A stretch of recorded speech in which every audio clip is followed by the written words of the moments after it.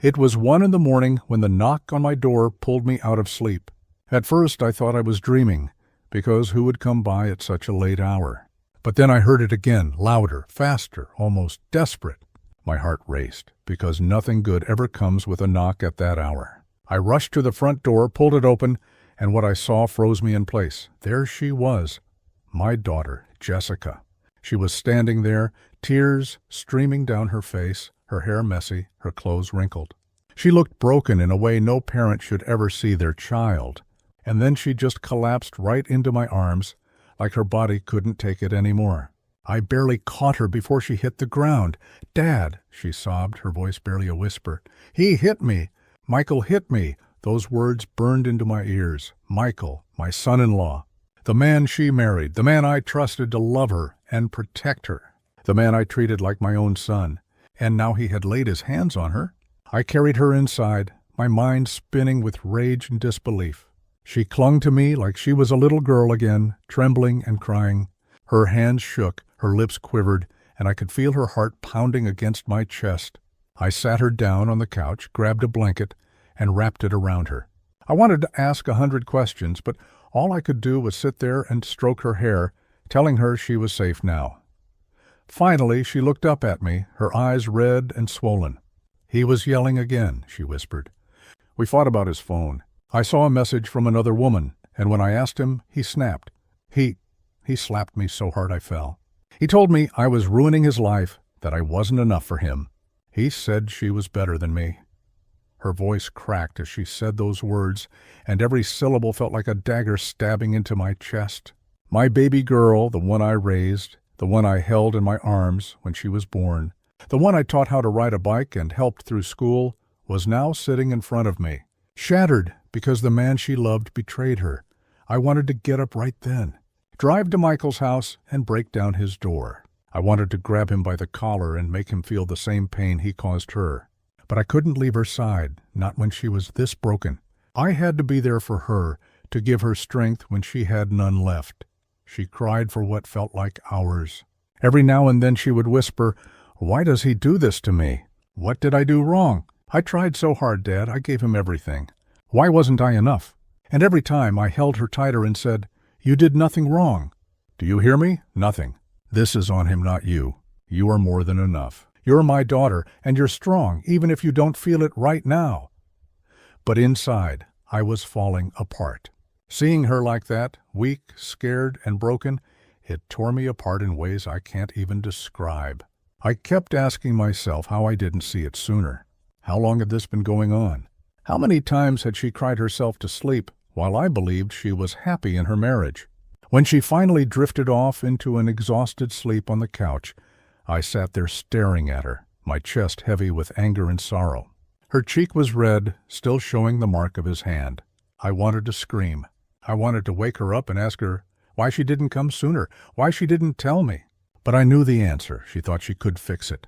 She thought love meant enduring pain. The night dragged on, but sleep never came to me. I sat there replaying everything in my head, the wedding day, the vows, the way Michael looked at her as if she was the center of his world. It all seemed like a lie now. Every smile, every promise, every moment he shared with her, it was all fake, wasn't it? Because a man who truly loved my daughter would never raise his hand against her. By morning, she stirred awake, her eyes swollen but calmer than before.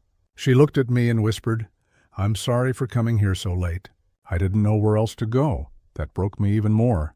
The fact that she thought she had to apologize for showing up at her own father's house in the middle of the night, after being abused, that told me how deeply he had broken her spirit.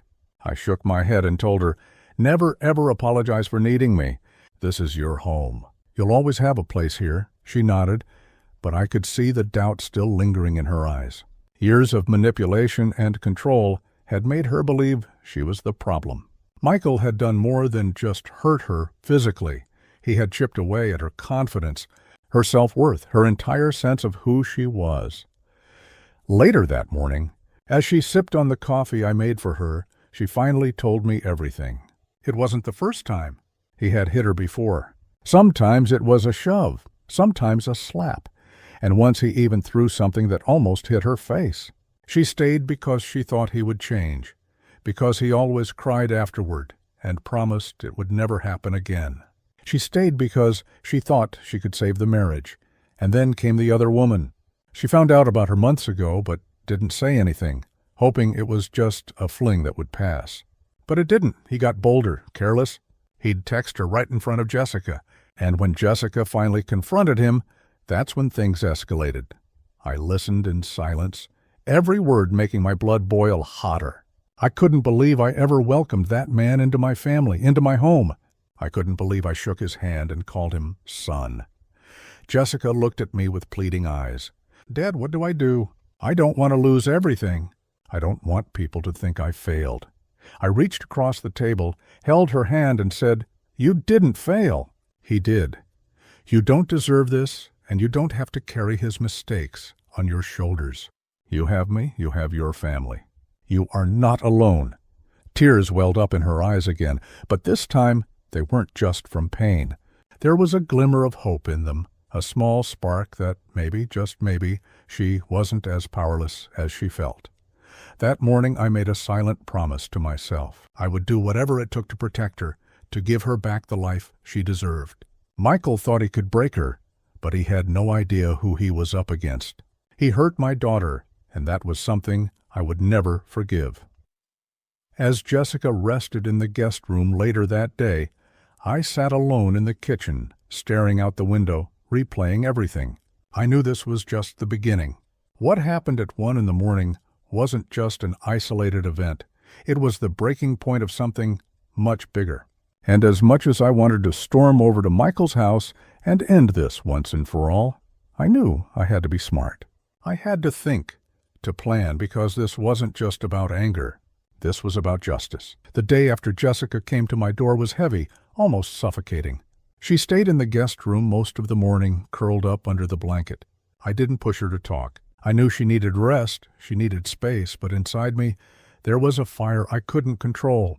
Every time I looked at her face, every time I saw the faint red mark on her cheek, the rage came boiling back. I sat at the kitchen table, my hands wrapped around a mug of coffee that had gone cold hours ago, staring into nothing. The silence in the house was loud. It wasn't the kind of silence you enjoy. It was the kind that eats at you, that leaves you alone with thoughts you don't want. I kept hearing her words from the night before. He hit me. He said I wasn't enough. My daughter, who had always been full of light, full of hope, had been reduced to that. When she finally came out of the guest room, she looked small, fragile. She smiled faintly, trying to hide the pain, but I could see through it. A father always can. I made her breakfast, even though I knew she wouldn't eat much. She picked at the food, pushing it around the plate more than actually eating it. After a while, she looked up and asked, Dad, do you think people will blame me? Do you think they'll say it's my fault for staying too long, for not leaving sooner? My heart ached hearing that. She was so worried about what the world would think, when the only one who deserved blame was Michael. I shook my head slowly and said, People can say whatever they want. Let them talk. But the truth is, no one has the right to judge you. You loved him, you believed in him, and that's not a crime. The crime is his. You hear me? His. She nodded, but I could tell she wasn't fully convinced. Years of being manipulated had planted seeds of self-doubt deep inside her, and it would take time, maybe a long time, to undo the damage. Later that day, she finally told me more.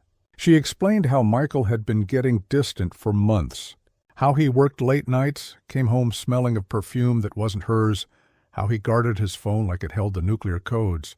She said she wanted to believe it was just stress, maybe work pressure, maybe something that had nothing to do with her. But then she caught him lying, small lies at first, then bigger ones, and then came the night she found the text that said everything. From another woman calling him baby, asking when he was coming back. Jessica confronted him, and instead of guilt, instead of apology, he exploded. He accused her of spying, of suffocating him, of not trusting him. And when she wouldn't back down, that's when he snapped. I sat there listening, gripping my hands so tightly I thought my knuckles might break. Every part of me wanted to find him and make him regret ever laying a finger on her. But I knew I had to be smart. If I let anger guide me, I'd end up in handcuffs, and then who would protect Jessica? That night, after she went to bed, I sat alone in the dark living room. I kept going back and forth in my mind. Should I go confront him? Should I call him out? Should I tell the world what he did? But then I thought about Jessica. She was barely holding herself together. The last thing she needed was a public war, at least not yet. Still, I couldn't just sit there. I needed to know the truth for myself. So I made a decision. The next day I would go to Michael's house. I'd drive by, see if I could find proof, something that confirmed everything Jessica had told me. Maybe I'd even see the other woman. The following afternoon, when Jessica was resting, I told her I had errands to run. She didn't ask questions, and I didn't offer details. I drove across town, my hands tight on the wheel, my jaw clenched. When I reached their house, her house too, though she wasn't there anymore, it felt strange. The place looked normal. The lawn was freshly cut, the curtains neatly drawn, the driveway clean. From the outside, it was just another suburban home. No one would ever guess the darkness hiding inside. I parked a few houses down, out of sight, and waited. Minutes turned into an hour, then 2. I almost left, thinking it was pointless, when suddenly I saw it. A car pulled up, a car I didn't recognize, a sleek black sedan, and out stepped a woman. Young, maybe late 20s, stylishly dressed. She walked up to the door, and a moment later, Michael appeared. I froze. The way he greeted her told me everything. He didn't look like a man meeting a friend. He looked like a man meeting someone he was deeply involved with. The smile on his face, the way he touched her arm as she walked in, it was all the confirmation I needed. I gripped the steering wheel so hard I thought it might snap. Anger, betrayal, disgust, it all rushed through me at once. Jessica was right. Not only was he abusive, but he was also unfaithful. Bold enough to bring this woman to the very house he shared with my daughter. I wanted to storm out of the car, drag him out by the collar, and show that woman exactly who he really was. But I forced myself to stay put. Bursting in there wouldn't fix anything. It would only make things worse for Jessica. Instead, I sat there, burning in silence, watching as they went inside together. Minutes later, the curtains in the front room closed. That was the moment I knew this wasn't going to be solved with just words. Michael had crossed a line that couldn't be uncrossed. He had broken my daughter's body, her trust, her spirit, and now he was parading his mistress like it was nothing. When I finally drove away, my mind was racing. I didn't know what the next step was, but I knew this wasn't the end. This was only the beginning. When I got home, Jessica was sitting in the living room holding a cup of tea. She looked up at me with tired eyes and asked, "Where did you go?" I hesitated for a second, then said softly, "I needed to clear my head." I didn't tell her what I saw, not yet. She was fragile, and I didn't want to break her even more with the truth that her worst fears were confirmed. But inside, I made another silent promise. Michael was going to face the consequences of everything he'd done. That night, as I sat awake listening to the quiet hum of the house, I realized something. Life had changed forever at 1 a.m. when Jessica knocked on my door, and no matter what it took, no matter how long it took, I would not stop until justice was served. I didn't sleep much that night. Once you see what I saw, everything shifts. The world doesn't feel the same. I kept replaying that image of the black car pulling up, that woman getting out, the way Michael greeted her like he had no shame. I kept thinking about how long this could have been going on, and how many nights Jessica must have been pretending everything was okay while she crumbled inside. The weight of that anger made it hard to breathe. The first real step was practical, documentation. Anger alone wouldn't protect Jessica. Statements, photos, medical records, those things mattered if this ever moved into court, if we needed restraining orders, if the police had to act. I started small. I drove to the hardware store and bought a cheap camera and a notebook. Not because I wanted to play detective for sport, but because evidence is what separates a claim from a fact. I also knew I wasn't a lawyer, and I didn't want to make mistakes that could backfire. I called a friend who used to work in legal aid. I didn't want to scare Jessica by mentioning anything dramatic, so I simply said, "I need some advice about protecting my daughter." The friend gave me a clear list. Go to the ER, get a medical record, document everything with photos and timestamps.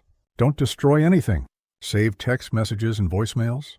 And if things escalated, Consider filing for a temporary protective order. It was all very clinical, but in that list was a roadmap out of helplessness. We went to the ER that afternoon. The nurse and doctor were professional, careful, and kind in a way that didn't make Jessica feel judged. They checked her for internal injuries, took photos of the bruises, and wrote everything in the chart. The doctor said aloud, in calm, careful language that made it sound official, "This is consistent with blunt force trauma." Hearing those words made my stomach drop, but it also made something else click in me. Those words were proof. They were evidence. They were the start of building a case, if we needed one. After the hospital, we went home. I spent the rest of the day compiling everything. I printed the photos I'd taken the other day, the ones of the black sedan and the woman leaving the house. I uploaded screenshots of texts Jessica had saved. I made copies and placed them in a folder I labeled simply Emergency. I put another copy on a thumb drive and handed it to Jessica, saying, "Keep this somewhere safe." She nodded, quiet and pale, but there was comfort in that small, practical act. We also talked about calling the police. She was terrified of the idea at first. She worried about the social fallout, about mutual friends, about how people would look at her. She worried about money. Michael controlled most of their finances. He paid the lease, the bills, handled the accounts. That control had been his leverage for a long time. I told her I would help with money if she needed it. I would pay for anything necessary. She clung to that, and for the first time in days, she allowed herself to look relieved at the idea that she might not have to fight this alone. Calling the police felt like stepping into a new world. The officer who took our statement listened, took notes, and was careful to explain how the process worked. He told us they could make a report and that, depending on the evidence, they might file charges or at least document a domestic violence incident. He said we should bring the ER notes and any photos. He asked if Jessica wanted to press charges. She didn't answer at first. It's a heavy choice, one that changes lives. She finally said, "I don't want him to get away with this," and I could hear both fear and steel in her voice. That was the moment I realized she was ready to fight. After the report was filed, things started to move in small ways. The detective assigned to our case called us for more details. He was a middle-aged man who had seen too many things, but he treated Jessica with courtesy and respect. He asked the right questions. Had there been previous incidents? Did she have photos? Was there a witness? He took everything down and told us to keep our distance from Michael if possible. He also warned us very plainly, when a case like this goes public, people take sides. He said, "Be careful. Keep records. If you get threatened, call us immediately." We did as he said. For a few days, things were quiet. I thought maybe Michael would see the report and back off. Maybe he'd be embarrassed, or maybe even ashamed. I hoped for any small sign of remorse that would mean we didn't have to drag this into court. But that hope was foolish. A man who throws a punch is rarely the first to admit fault. Instead, Michael got louder in other places. He posted on social media about false allegations and betrayal, making his tone ambiguous enough to rally sympathy without saying anything specific. Some friends took his posts at face value. A few called to ask what happened, their voices full of confusion. Then came the first ugly thing, a message left on our family answering machine that was full of lies and insinuations designed to smear Jessica. Whoever recorded it had a practiced voice. The message was short but vicious, designed to tickle a narrative that made Jessica look unstable. It was the first taste of what the detective had warned about, the outside noise, the rumor mill. We saved the message and handed a copy to the detective. A week later, I started to feel uneasy in a new way. There was a car I didn't recognize a few houses down from ours that seemed to be parked there for hours at a time. I noticed it as I drove into the driveway one afternoon. It wasn't obviously connected to Michael, but it felt purposeful. I made a note of the plate and took a picture. I didn't want to panic Jessica, but I told her what I'd seen. She locked the doors and stayed inside that evening. After that, we decided to hire a private investigator. It wasn't because we wanted to make things dramatic. It was because sometimes law enforcement moves slowly, and having someone who could document comings and goings, who could provide an official report that a judge might trust, felt necessary. The PI was quiet and efficient. He watched Michael's house for a few days and compiled a report. He documented times when the mistress's car showed up and recorded behaviors that made it clear the two were more than casual acquaintances. When we had that report in hand, the next step was clear. We needed a temporary protective order. The detective helped us with the paperwork, and the lawyer we consulted explained the process. A temporary order would require Michael to stay away from Jessica until a full hearing could be held. To get one, we needed to show probable cause, the police report, the ER records, the photos, the PI's notes. It felt hopeful, like a real legal obstacle placed between Jessica and Michael. The day we filed the motion for the temporary order felt heavy and hopeful at once. We had to sit through questions, sign affidavits, and swear under penalty of perjury that our statements were true. It was humbling and infuriating in equal parts. Michael's name on paper felt like a declaration that the man I'd once trusted was now officially accused. The judge reviewed the documents and granted a temporary order. Michael was ordered to stay at least a few hundred yards away from Jessica and to have no contact. For a few days, I felt almost light. We had a line drawn. We had a legal protection. For a few days, the house felt safer. Jessica slept a little better. We let ourselves breathe, but it didn't last. The tension around us started to escalate. Michael's friends began to show up at his house more often. The mistress's name surfaced in whispers around town. Rumors are like wildfire, and before long, mutual friends were calling us, asking questions, taking sides. Some people were sympathetic. Others were clearly waiting to see which story would prevail. Then came the threat. It showed up as a plain piece of paper, folded into thirds, slipped under our front door one evening. On it, someone had written, in short, ugly letters, "Stop this or you'll regret it." No signature, no hint of who had written it. My first reaction was fury. My second reaction was fear. I brought the note to the detective immediately. He told me not to touch it more than I had and to leave it in an evidence envelope. He took it, examined it, and said we'd send it for handwriting analysis, though he warned that anonymous notes are often hard to trace. That night, Jessica sat on the couch and held the note in her hands like it was a burning coal. When she looked up at me, she didn't say anything. Her face was pale, determined, but scared. I sat down beside her and put my arm around her. "We're not stopping," I told her. "We're not letting anyone bully us into silence." Her hand tightened on mine. The next few days were a blur of legal appointments, calls with the detective, meetings with the PI, and quiet planning. We tried to keep some normalcy for Ethan, our son, who kept asking if everything was okay. We shielded him from the worst of it. He was at college most of the week, but when he was home, he tried to fix little things around the house that had nothing to do with the chaos. It was the small kindnesses that kept me grounded, mowing the lawn, making a pot of chili, sitting with Jessica while she watched something mindless on TV just to hear a laugh. But from the moment the temporary order was issued, Michael started to move in unpredictable ways. He would send messages that were vague, but designed to unsettle. He would show up near the grocery store where Jessica sometimes shopped, though far enough away to claim he was just running errands.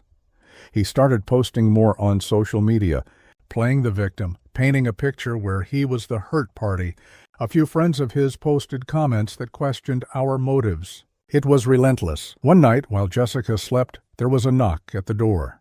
I went to the window and saw Michael standing on the porch. He held his hands up like a man who wanted to be calm, but his face was tight. I opened the door a crack and asked what he was doing there. He said he wanted to talk. He said he wanted to explain. He told me he loved Jessica, that there had been a misunderstanding, that the other woman was nothing. He sounded practiced, rehearsed, the kind of man who could smooth over anything with a few words. I told him through the door that he had a temporary order and that he had to stay away. He smiled in a way that made my skin crawl. "This isn't over," he said. "You can't ruin this family." Then he turned and walked away. I closed the door and leaned against it, shaking with anger and fear. He'd said the words no abuser should say, "You can't ruin this family." He wanted to make us feel like the ones tearing the family apart, not the one who had struck Jessica. He was trying to invert the narrative. And that's when it hit me how dangerous this could get. Men like him don't stop when they feel backed into a corner. They escalate. They lash out. We stepped up our safety measures. I changed some locks. We started sleeping with the porch light on. Jessica got a personal alarm she could press if someone approached. The detective told us about a local domestic violence shelter and resources we could use if we needed them. He advised us to keep a log of contacts of anything suspicious. The PI added more notes to his file. We were building a paper trail that would show patterns, behaviors, threats. Evidence again became our armor. And yet, even with all that work and all those precautions, the human cost was heavy. Jessica had gone from being a bright, confident woman to someone who flinched at sudden movements. She spoke less and worried more about small things. Her trust in people had been burned. I found myself watching her in a way that made me tired, the way her shoulders tensed during certain conversations, the way she checked the back seat of the car before getting in. I wanted to fix all of it with a single action, but life doesn't work like that. The breaking point came quietly, the way many devastating things do. One morning a neighbor stopped by with tears in her eyes. "I'm so sorry to bother you," she said, "but I saw him last night with someone at the bar downtown." She handed me a photo she'd managed to snap. It showed Michael with a woman, close, leaning in, clearly not ashamed. The neighbor hadn't meant to pry, but the look on her face said she wanted to help. She'd been one of those people who noticed small things and kept them inside until something felt right. That photo went straight into the file. We were getting closer to court. The date for the full hearing for a longer-term restraining order was set, but court dockets move slow and stressfully. The detective told us he'd been in touch with the prosecutor and that our case seemed solid enough to bring charges when the evidence was compiled. It felt like progress, and yet progress in this context felt more like walking on broken glass, possible to do, but painful every step of the way. The night before the court date, I could feel the house vibrating with a tension that made sleep impossible. Jessica sat at the kitchen table with her hands wrapped around a mug, not caring whether the tea was hot or cold. We talked through what would happen at court, what to expect if the judge asked questions, how to handle cross-examination. She was brave in a quiet way, the kind of bravery that doesn't need applause. I would be lying if I said I wasn't terrified, not just for the trial, but for what Michael might do. Men like him, when they feel cornered, can become desperate. The detective had warned us about backlash. The prosecutor had warned us about a messy process. And the PI had warned us not to trust social media for justice. We drove to court prepared. Jessica wore a simple blouse, no makeup, hair pulled back. She didn't want to look like she was trying to gain sympathy. One of my greatest fears was that the defense attorney would bring up personal things, that they would question her character, that they would try to turn the story. It's what happens in so many cases. The victim becomes the one who has to defend their life. When the judge reviewed the documents, he listened carefully. He read the ER notes, he looked at the photos, he listened to the testimony from the detective. For a moment, time felt slow. Then he signed the order. The longer-term restraining order would remain in effect until the final hearing. It felt like a victory, small and important at the same time. We hugged in the hallway outside the courtroom like two people who had climbed a mountain. The hug felt raw and holy, but just as the weight lifted, a new fear arrived. Outside the courthouse, as we walked to the car, a man called out from across the street. It was Michael, standing with a smug look, held back by a friend. He raised his chin and said, loud enough for us to hear, "You'll regret this." His voice carried venom. The words were a promise. I knew then that the legal papers on the judge's desk didn't necessarily protect us from everything. They bought time and distance on paper, but some people aren't stopped by paper. The detective saw the exchange and stepped forward, telling Michael to leave. He didn't get violent that day, but the message was clear. We had crossed a line. He had been publicly humiliated, and some men react to humiliation in dangerous ways. That night I sat in the dark with a restraining order in my hands like a talisman. It was a piece of paper, but it meant the world. It meant the law had seen our pain and tried to do something about it. But law is not a shield against fear. It's only one piece. We had to keep building the rest. Community support, safe houses, more evidence. We had to be relentless. In the morning, I called a close friend and asked if he could babysit some errands just to keep an eye on things. I also called the neighbor who had taken the photo and thanked her, promising to keep her anonymous. The community had become both a lifeline and a hazard. Friends showed up with casseroles, neighbors offered to drive Jessica places, and strangers sent messages of support. That kindness kept us steady, and still, even with all this, part of me was waiting for the other shoe to drop. I couldn't shake the sense that Michael's last words, "You'll regret this," were the beginning of something worse. But we kept moving forward anyway because doing nothing was worse. The week after the order, something else happened that I hadn't expected. The mistress reached out, not through public posts, not with grand gestures, but with a private message to one of Jessica's friends. I didn't know. It was short and bland. The friend texted me a screenshot asking what she should do. Was it a trap? Was it genuine? I didn't know. People behave in odd ways when they realize they are part of something monstrous. Some are evil, some are ignorant, some are sorry. That message didn't change the facts, but it added a new layer of complexity to the human story. Through it all, Jessica started to breathe a little easier. It wasn't that fear was gone, it was that she had support and a plan. She had a path forward. She met with a counselor the detective recommended, someone who specialized in trauma and domestic abuse. The counseling sessions were slow at first, small steps toward trusting the world again. She started to take walks in the neighborhood with a friend during the day. She started to apply for accounts in her name. She opened a new bank account with help. These were small acts of reclaiming her independence, each one a tiny victory, but life has a way of reminding you that safety is fragile. One afternoon, as I was picking up groceries, my phone lit up with a message from an unknown number. I didn't read it at first, but then I did. It simply said, "We warned you." It was short and cold. The hair on my arm stood up. I called the detective immediately and turned the phone over to him. He said he'd trace it and said not to respond. Every time a new threat came in, it felt like a step closer to violence. This is the brutal truth. Once you expose something ugly in your family, the world rearranges itself around that truth. People pick sides. People judge. The gossip mill turns, and at the center of it, the person who was hurt has to rebuild from pieces. Some days I felt hopeful. Other days I sat in the dark and wondered if we had bitten off more than we could chew. But when I looked at Jessica, when I saw the small, brave steps she took, I knew we had to keep going. The legal machinery was in motion, the detective was on alert, and the restraining order was in place. We had documents, witnesses, and a community beginning to rally.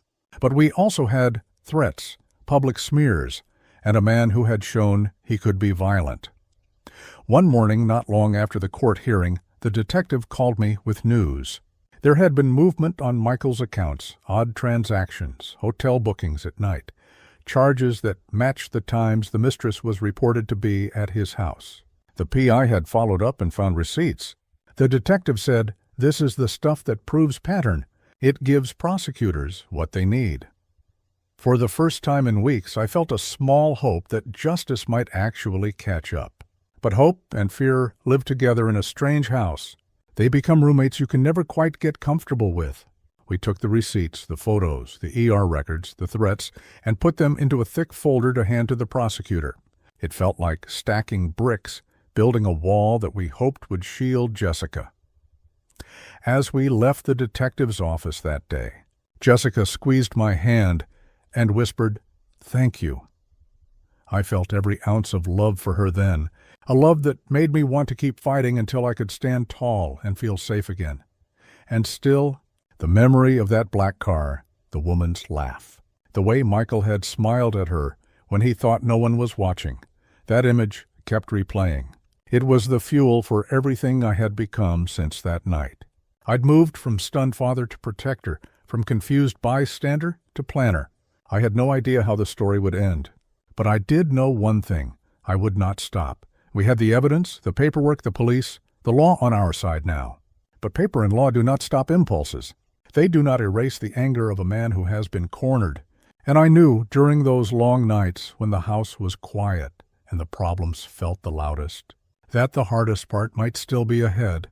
So we waited and prepared, wrote down new details as they happened, and kept adding pieces to our folder.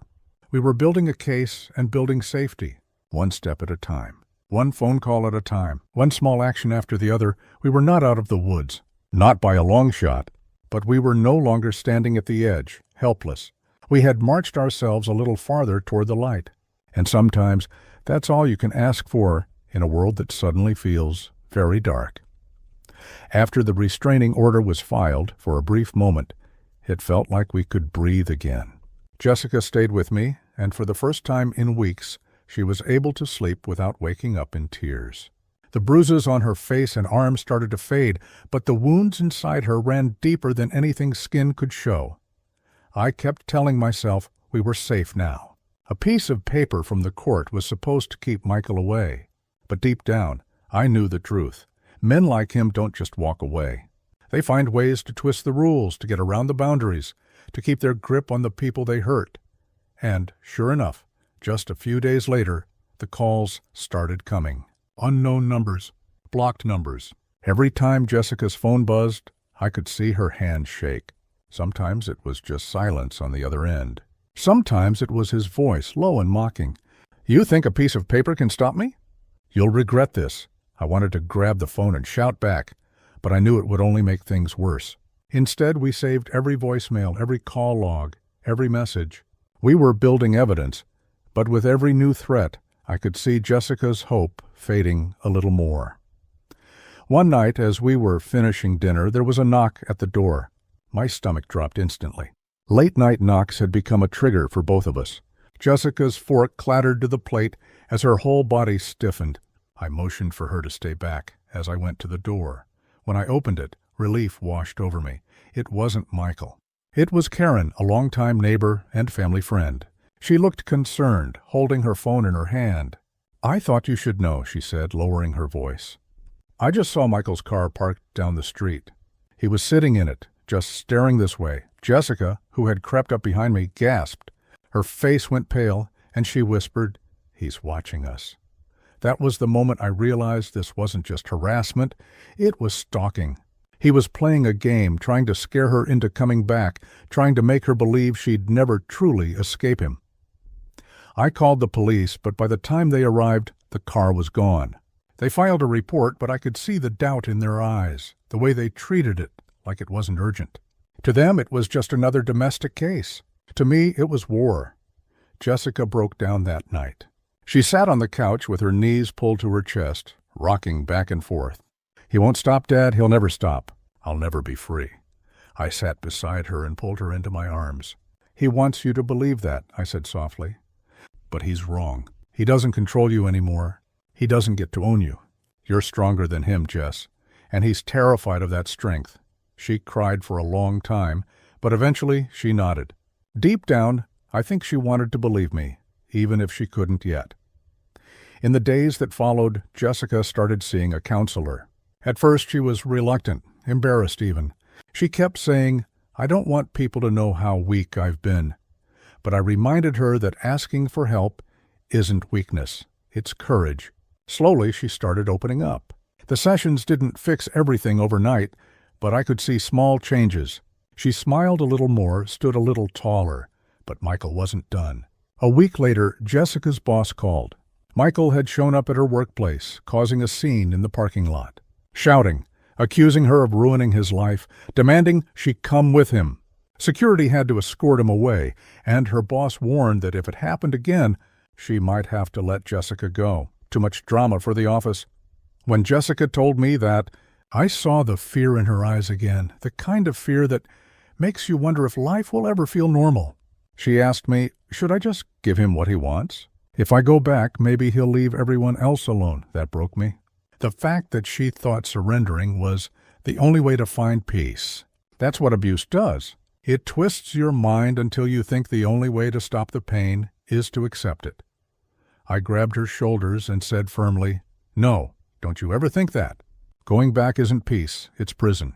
You deserve freedom. You deserve happiness, and I'll fight for that with everything I have." She cried again, but this time there was something different in her tears. They weren't just of despair, they were of release, like she was finally letting someone else share the burden. One evening, as I was taking out the trash, I saw headlights flash from down the street. My heart sank when I realized it was his car again. He was parked there, engine running, just sitting in the dark, watching. I pulled out my phone, snapped a picture, and called the police again. They came, asked him to leave, and once again told us they couldn't do much unless he actually tried to break in.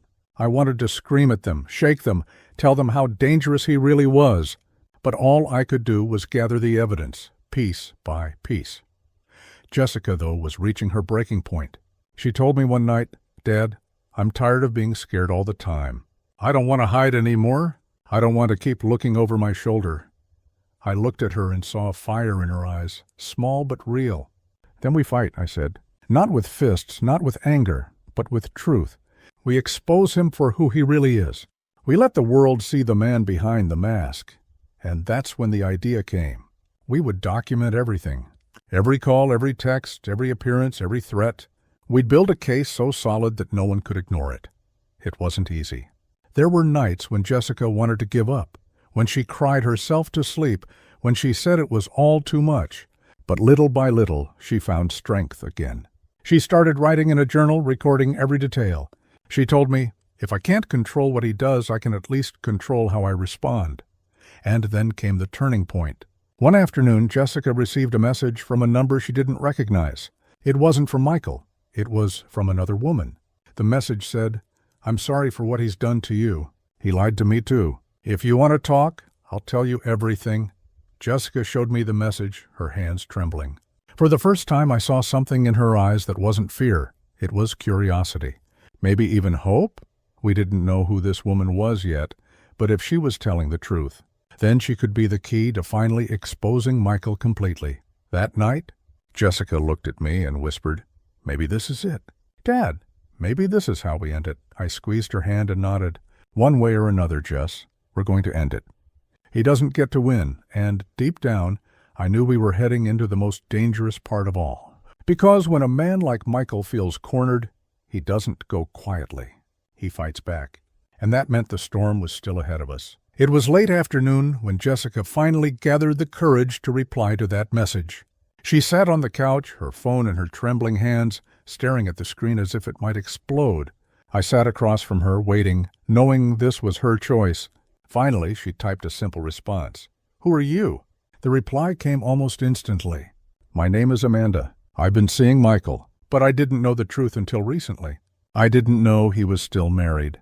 He told me lies. He told me you were crazy, that you were dangerous, that he was trapped in a marriage he couldn't escape." Jessica's face went pale. She looked at me and whispered, "He told her I was crazy?" I clenched my jaw, fighting to keep my anger under control. That's what men like him do.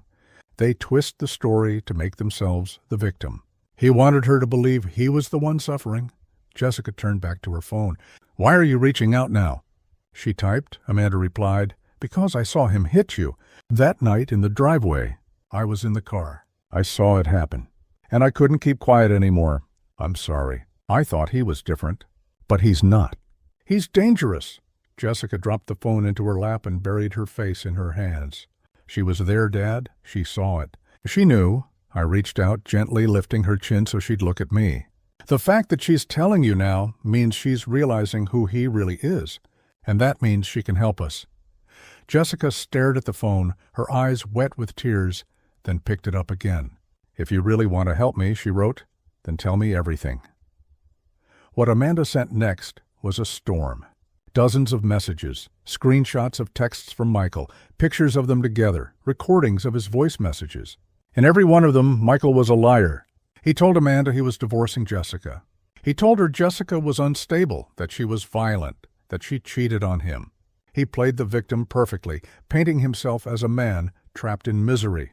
But the most damning part wasn't the lies. It was the threats. Buried in his texts were words that made my blood run cold. "If she tries to take me down, I'll ruin her life. I'll make sure she regrets ever crossing me." Jessica's hand shook as she read them. "This is proof," she whispered. "This is everything we need." I nodded, my chest heavy with a mix of rage and relief.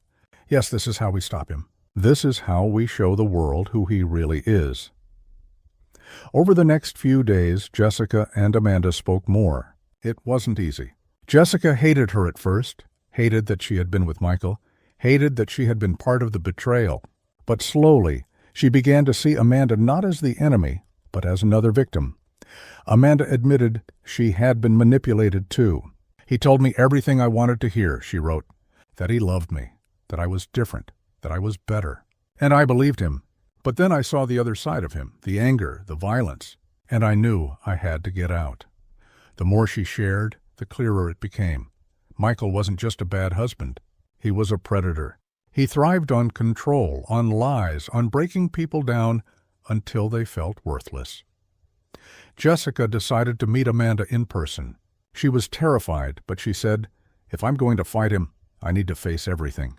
No more hiding." I insisted on going with her, even if just to wait nearby. They met at a small coffee shop across town.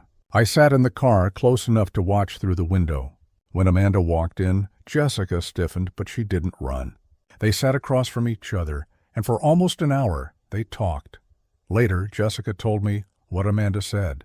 She described how Michael would charm her one moment and belittle her the next, how he would disappear for days, then come back with excuses, how he always blamed Jessica for everything, saying she drove him away. And then Amanda said something that chilled Jessica to the core. "He told me once," she whispered, "that if you ever tried to leave him, he'd rather destroy you than let you go." Those words echoed in my mind long after Jessica repeated them to me. Destroy you. That was Michael's mindset. He didn't just want to hurt Jessica, he wanted to crush her completely. After that meeting, Jessica's resolve hardened. She came home, sat across from me at the kitchen table and said, "Dad, I'm not running anymore. I'm not hiding. We're going to end this, whatever it takes." I looked at her, at the fire in her eyes, at the strength returning to her voice, and I felt a surge of pride. My little girl, who had once collapsed at my door in tears, was now ready to fight back.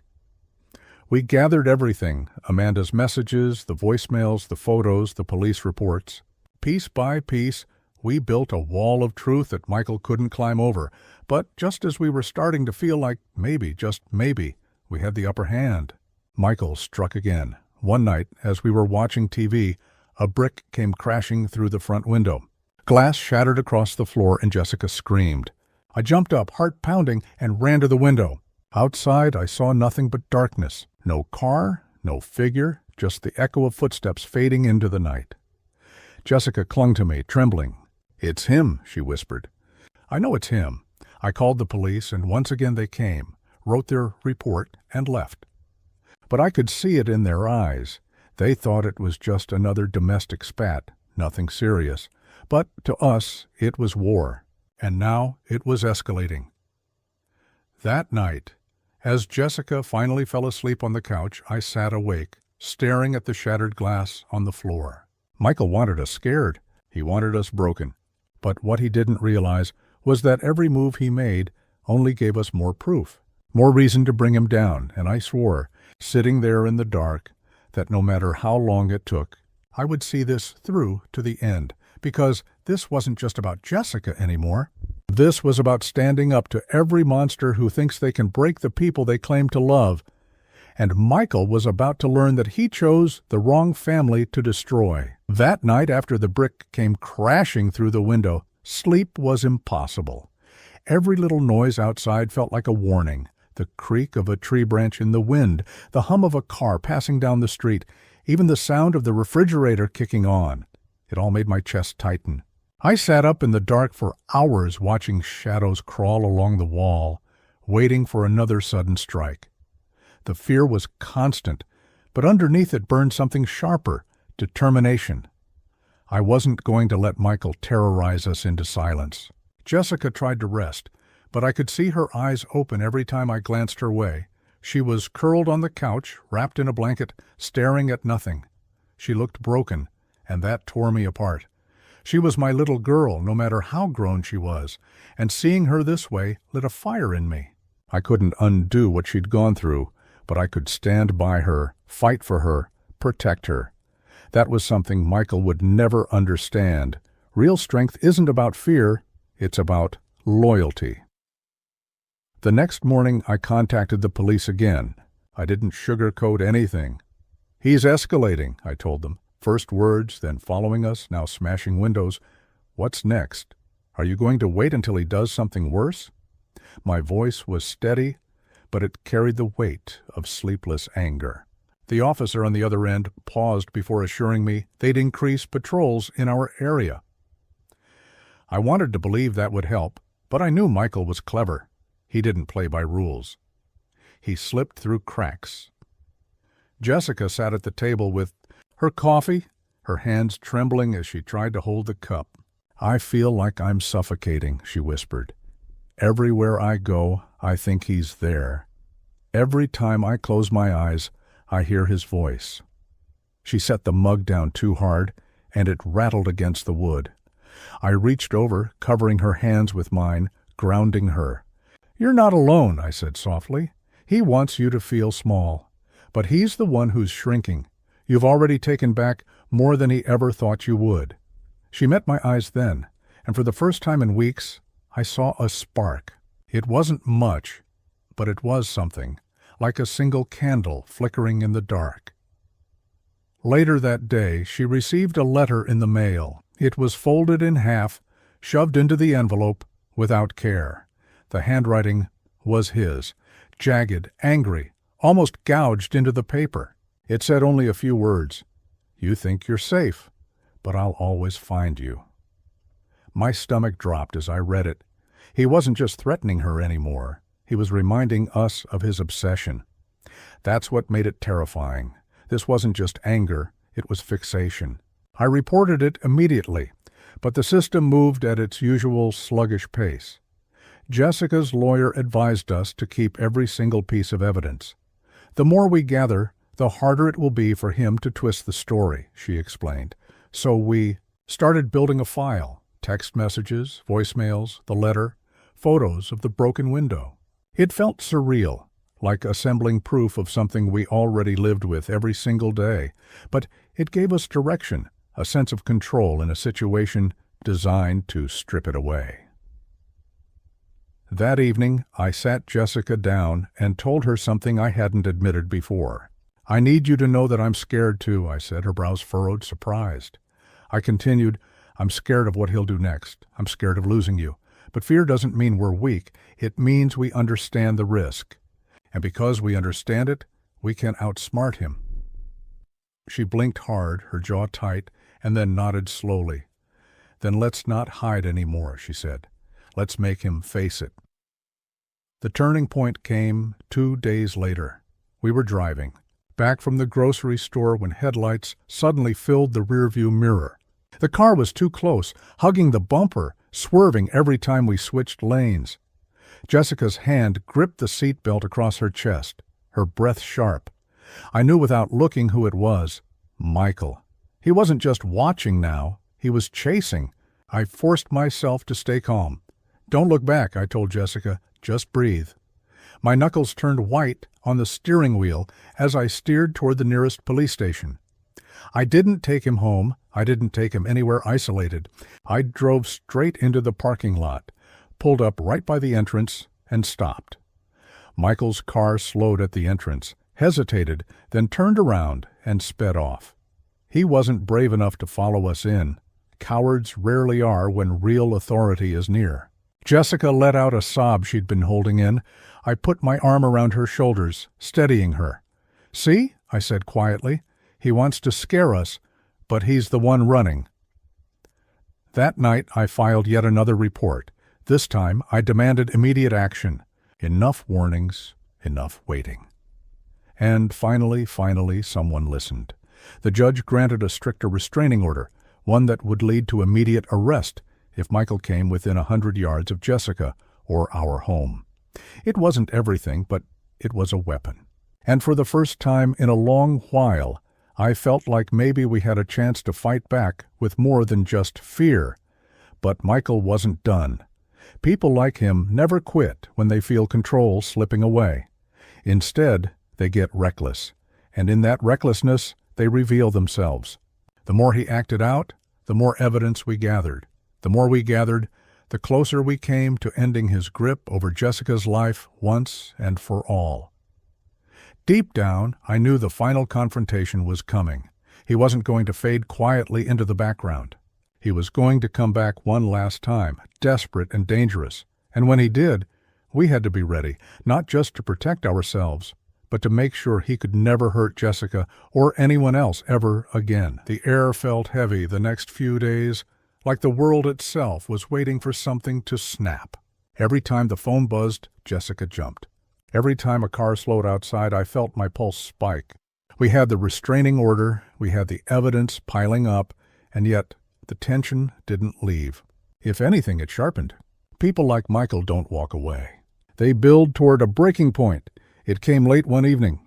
We had just settled in, lights low, Jessica finally dozing after what felt like her first real nap in weeks. The quiet was almost comforting until I heard the crunch of gravel outside. Not the random roll of a neighbor's car, not the casual stop of delivery trucks. This was slower, deliberate. I froze, listening. Then came the sound of a car door slamming. Jessica stirred awake instantly, her body stiff. I whispered, "Stay here." But she grabbed my arm. "It's him," she breathed. And I knew she was right. Before I could even move, pounding erupted on the front door. Hard, violent, like he meant to break it down with his fists.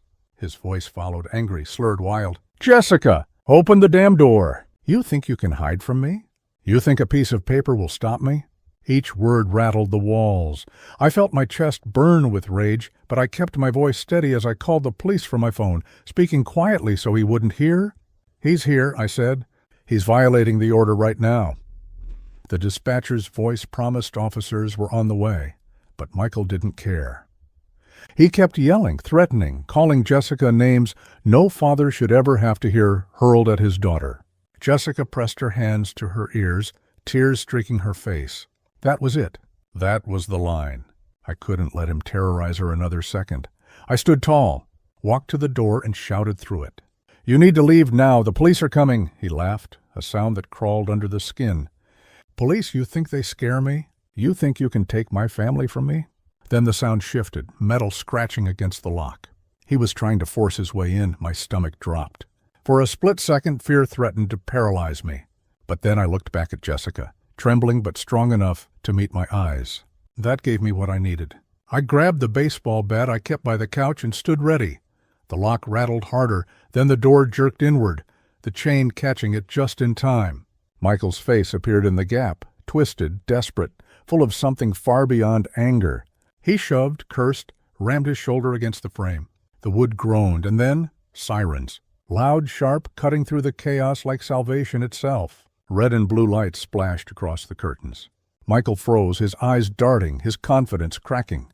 He shoved the door one last time, then stumbled back, just as officers stormed the yard. "Step away from the door. Hands where we can see them." Their voices boomed. For a moment, I thought he might run, but instead, he raised his hand, still shouting nonsense, as they pinned him to the ground.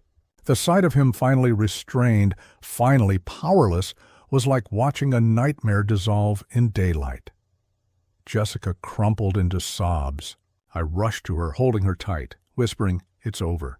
He can't touch you now. It's over." The officers confirmed he'd be charged not just with violating the restraining order, but with attempted forced entry, harassment, and a list of other charges long enough to keep him away for a long, long time. For the first time in months, I saw Jessica breathe without that weight crushing her chest. The days after his arrest felt unreal. The silence was no longer heavy, it was peaceful. Jessica began to smile again, small at first, then brighter as each morning passed. She started taking walks, talking to friends she'd avoided out of shame, even making plans for her future. Little by little, piece by piece, she was reclaiming her life. One evening, she said something that stuck with me. "I thought I was broken forever, but now I know. I was never broken. He just tried to convince me I was, and I don't believe him anymore." Her strength shone in those words, stronger than anything Michael had ever tried to take from her. Looking back, I realized this wasn't just about survival. It was about rediscovering power, about refusing to live in the shadow of someone else's cruelty. Michael thought fear would keep us quiet. Instead, it gave us reason to fight louder, stronger. Together, and to anyone listening right now, if you've ever felt trapped, silenced, or scared by someone who claimed power over you, know this: you are stronger than they want you to believe. You deserve peace, safety, and love. Don't let anyone convince you otherwise. Thank you for listening to our story. If you found it meaningful, make sure to like this video, subscribe for more stories like this, and share it with someone who might need to hear it. Your support helps keep these stories alive, and you never know, it might just reach the person who needs it most.